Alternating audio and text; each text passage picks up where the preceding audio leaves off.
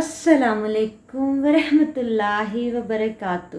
میں ہوں ڈاکٹر مشال اور آج ہم نماز حاجت کا طریقہ آپ کو بتائیں گے۔ نماز حاجت 4 رکعت نماز حاجت نوافل کو ادا کس طرح سے ہم کر سکتے ہیں۔ پہلی رکعت میں آپ نے سب سے پہلے سورۃ فاتحہ کے ساتھ 11 مرتبہ سورۃ الکافرون پڑھنی ہے۔ پھر آپ نے دوسری رکعت میں سورۃ فاتحہ کے ساتھ سورۃ الاخلاص پڑھنی ہے 11 مرتبہ، اور تیسری رکعت میں آپ نے سورۃ فاتحہ کے ساتھ سورۃ الفلق پڑھنی ہے 11 مرتبہ، اور پھر ہم نے چوتھی رکعت میں سورۃ فاتحہ کے ساتھ سورۃ الناس پڑھنی ہے 11 مرتبہ۔ پھر ہم سلام پھیریں گے اور دعا مانگیں گے۔